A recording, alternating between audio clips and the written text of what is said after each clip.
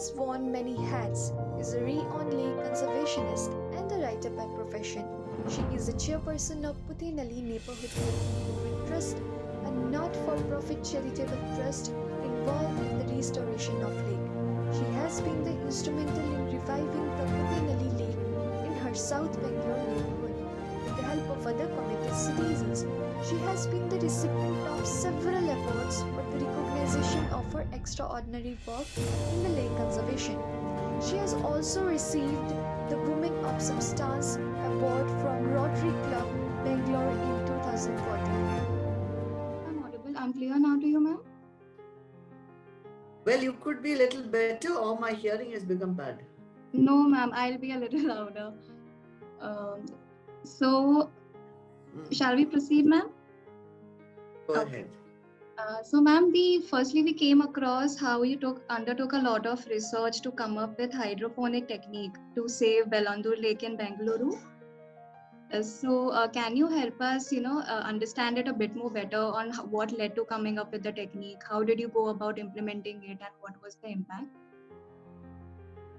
Okay. See, basically, you have to understand that my friends and I are not like you people, We don't have a knowledge or training in environment or conservation or anything like that. We come from different fields. But what we wanted was for the lake to fill up, okay? And we tried to fill it up with rain. And then in the first year itself, we found that it wasn't adequate enough because these stormwater drains are invariably blocked, everywhere. It's the same story. They are built upon. And the civic administration, which is BBMP actually, BBMP did lay the they connected the stormwater drains to the inlet pipes, and it was not enough. So first 2-3 years, we had to go through the process of seeing the lake almost completely dry in summer and not filling up during the rainy season. So we were also worried that if what happens if it doesn't rain, if it's a bad monsoon year, then is our lake going to be dry all the time? And we believe that lakes have to look like lakes in the sense they should have water in it, especially for urban lakes, because uh, there is always the terrible risk of people building upon it, saying this is wasteland and let's build up on this. So when we realized that the monsoon is not enough to fill the lake, we got BBMP to harvest rainwater from new sources, which again was not sufficient.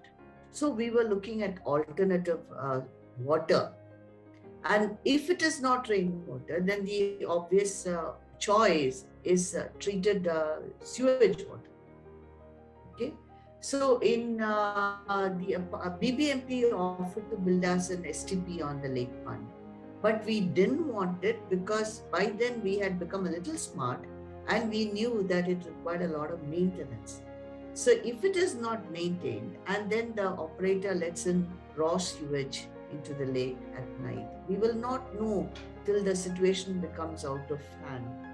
And also, who is going to maintain the STP? We don't have any know-how at all. And we can't even expect BBMP to pay the electricity bill on time. Forget about taking care of the STP. So we said, Baba, humko nahi chahiye. We will just see what else we can do. Now, I live in a very big apartment complex called South City, which is nearly 2,000 apartments. And here there is a very good STP, which is maintained by the Owners Association. And at that point, they had an 8 lakh liter per day STP, which they were treating only as much water as they needed to use in the new blocks for flushing and for the garden.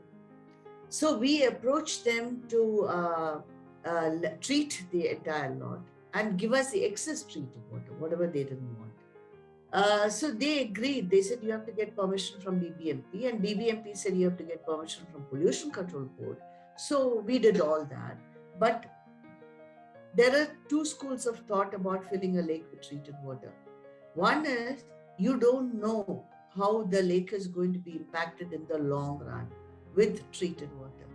Second is lakes should typically dry in summer, they should be cleaned, and they should fill up in monsoon.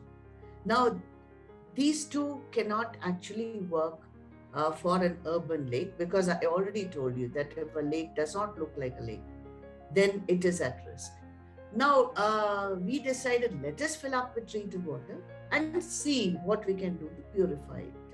So, along with feeding the lake with treated water from 2015 May, we also did research on how to purify the water.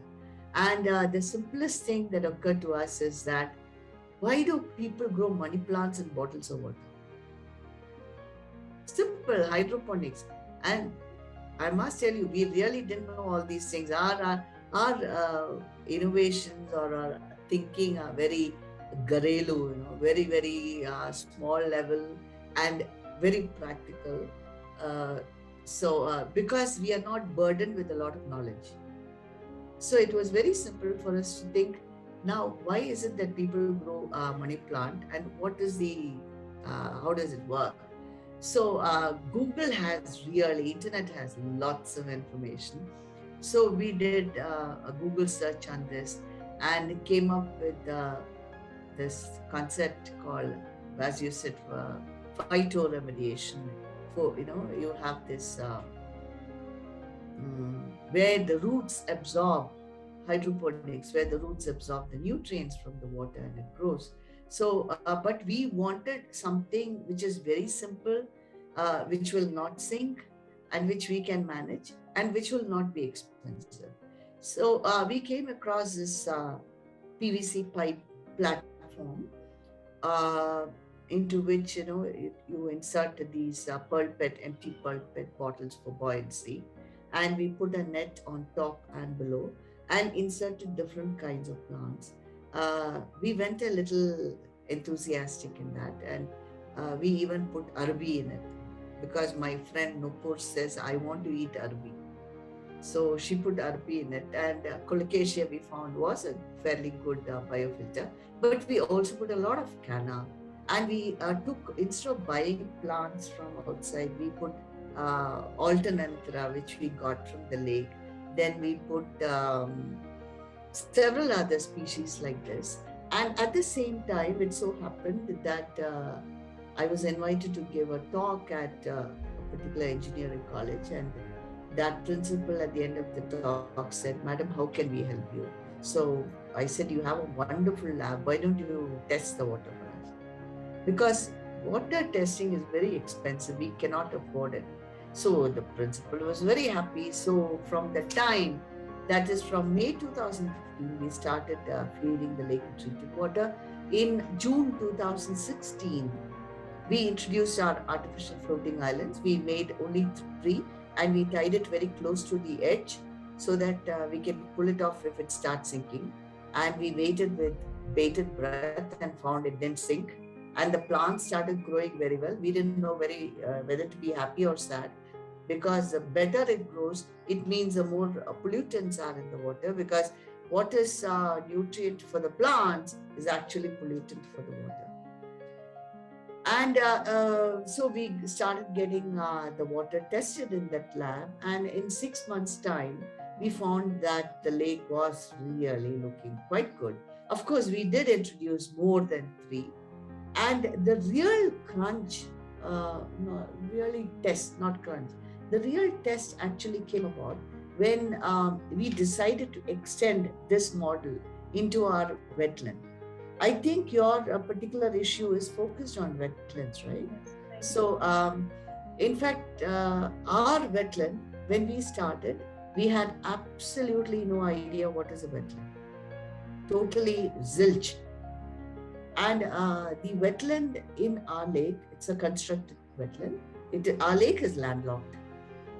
So the wetland itself is a very small space. And BBMP had planted some plants like bulrush and things like that. And the plants grew. We had no idea why they were doing this. And then we learned that it's supposed to be a biofilter system where the rainwater or other whatever influx is there, it goes between all these plants, it gets purified, and it's supposed to fill up the lake with fairly purified water. But the fact of the matter is that without maintenance, a wetland is of no use. And especially in a landlocked lake like this, when the wetland, the plants, you have to replace a plant, you have to clean it up once in a while. Our wetland is less than half an acre. So very soon it became a dumping ground for all sorts of trash. It looked like, it's a typical practice habit that you have. You put one plastic bag full of trash in one corner of the road or just in part of the road, and it will soon collect lots of bags. So the same thing happened. Somebody must have thrown kachada into it, and then more people followed. We found out even a commode in the wetland. We found a mattress, pillows, whatnot. It was a dump. And I was the one who had to go past, and I would always turn my head away saying, "Ye kya ho raha hai?" Because we didn't really understand the importance of this. But once our AFI started working, we got BBMP to clean up all the muck. We said we will introduce our AFIs. And so BBMP cleaned it up. And they had to do it in 2 lots actually. 2017 February and April, because the first time they cleaned, even when it rains, if you have noticed, it is the weeds which will grow fast. Not all your roses and all your precious lilies and things. It is the weeds which will grow rapid. Same thing happened in the wetland. The first lot when BBMP cleared out all the muck and all the commode and whatnot, the weeds started sprouting again. So again, they cleaned it in March. And now just water was there, but it looked like pea soup, because that wetland became covered with duckweed. And then we remembered that we had seen duckweed through most of the year, but never during the rains. So we decided that maybe agitation will reduce the duckweed. So we were getting the treated water, right? It was actually when BBMP was cleaning up the lake, we had the treated water used to come into the wetland. We had diverted it into the main body of the lake. Now we got it reversed, put it into the wetland. In no time, the duckweed vanished. So once it was all gone, we put in these artificial floating islands all inside the inner periphery and in chains inside. And this water testing was happening, but we no longer needed to know that the DO has gone up or the BOD is much improved. We didn't know that because we could see the base, the ground in the wetland.